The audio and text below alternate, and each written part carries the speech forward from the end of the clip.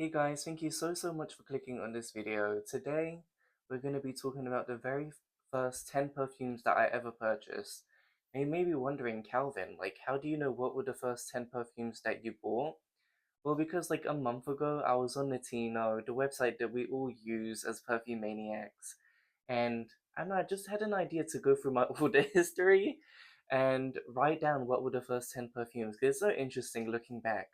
Now, Calvin became a perfume maniac late 2022 till now, and till this day, I still love perfume.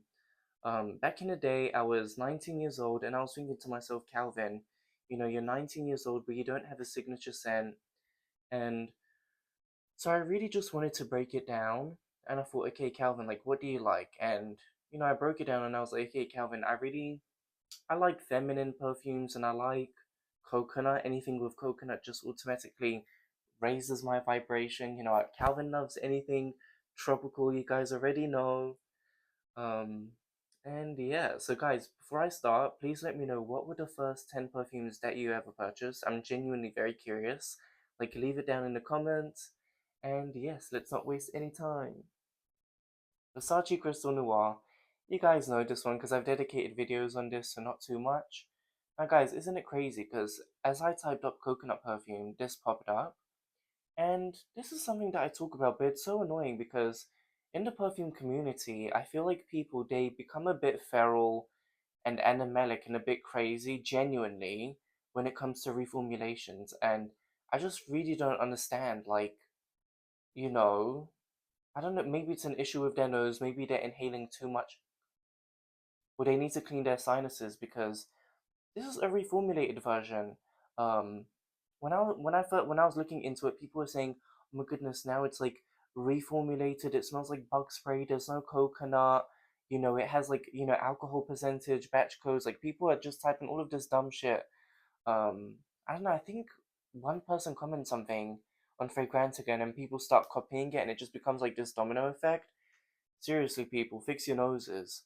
So this is a reformulated version. It arrived in a black and gold bottle, and because people were saying all of that stuff, at first I hated this, but 2 days after I could smell the coconut. So yes, this has coconut, and how people described this in 2006 when it was first released, I can smell it now. Like I can smell the creamy coconut sandalwood. I love this because it has beast mode. It has amazing performance. But confession, guys, Calvin doesn't wear this perfume, and the reason why is because this perfume is so sexy. It really is. Like, this is a perfume that I would only wear if I was in a relationship and you would maybe dedicate this to your partner and stuff, like intimate moments and, going to upscale restaurants and, those type of environments. I wouldn't wear this in public because it's too sexual. No, seriously. Another thing that I want to say is you need to be a certain type of person to wear this. You can't be a basic bitch. No, seriously, like you have to be mysterious, sexy, confident, esoteric, a bit of a goth, and here's the eau de parfum concentration. I know that they released a parfum, like a pure extrait parfum or something, and I tested it in stores and I didn't like it. Um, it is gorgeous, guys, and I don't even know what to say. It's a sexy dark siren, beautiful perfume, and I have so many memories of this. And yeah, I think people with reformulations chill. Second perfume I purchased was Mancera Holidays. Now, guys, I hated this at first. Now, there is this phenomenon, I think I've talked about it in some of my videos, but so many perfumes where people say that coconut is very vibrant, I can't smell it at all. I genuinely cannot. And, because obviously coconut is one of my favorite notes, I was looking for the perfect coconut fragrance and I accumulated such a large collection of coconut fragrances.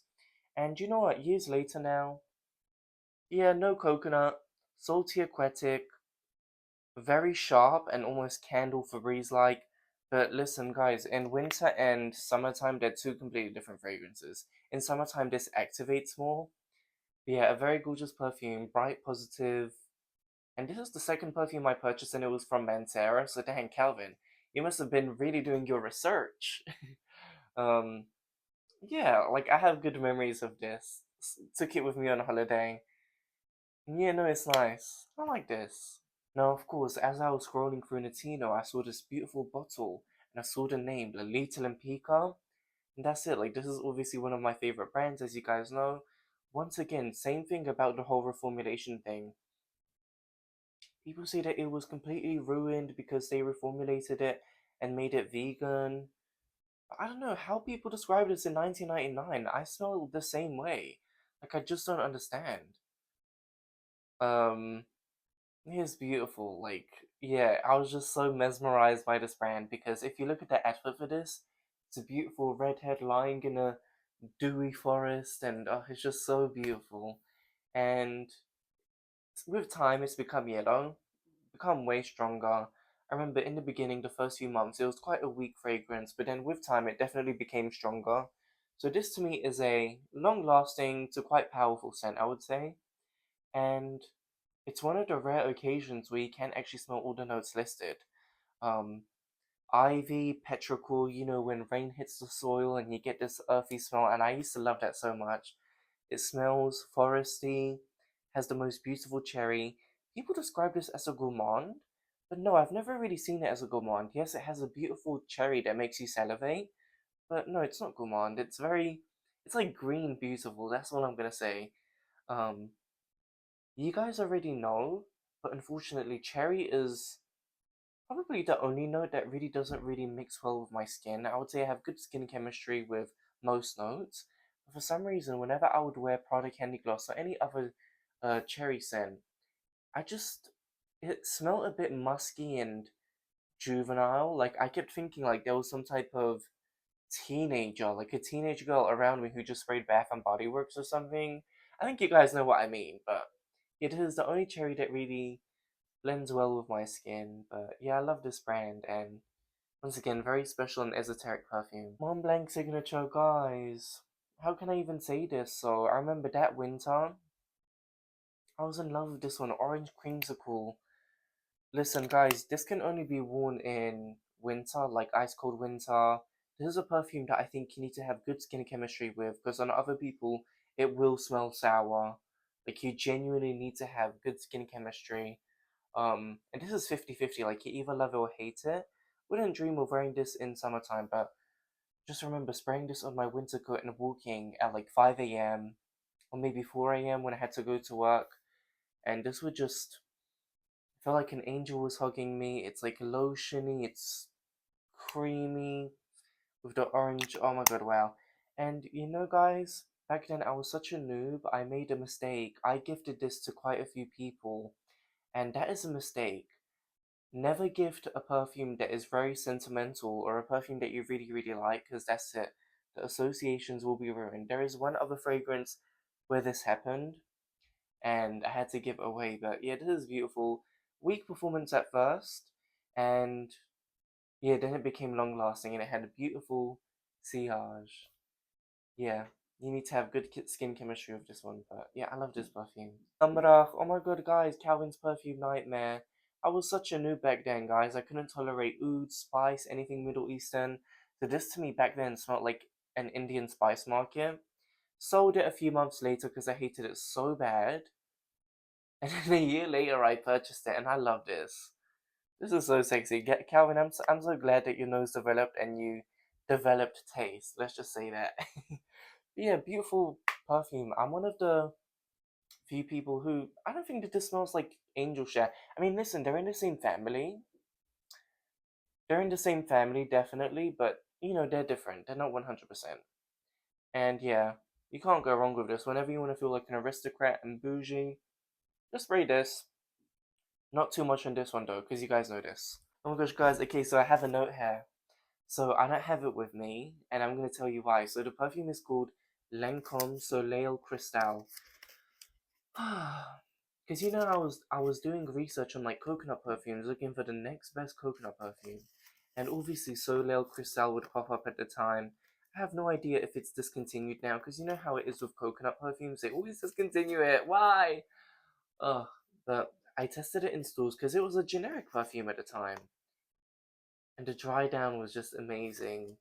Ylang ylang, coconut, floral, perfectly blended, beautiful performance. Taste and order. it arrived, in the cellophane, and I think for some reason I didn't unbox it straight away. I had a colleague in that workplace, and her name was Olga, and I would notice that she would spray perfume and she would smell lovely, and I would be like, hold up. I was like, okay, Olga, are you wearing Lancome Soleil Cristal? And she said yes, and she even showed me the bottle. And I said no. Like, guys, that ruined my association because I'm just so sensitive. Like, you know how some people, they don't mind sharing their perfume? I mean, hold on, listen, I'm not greedy.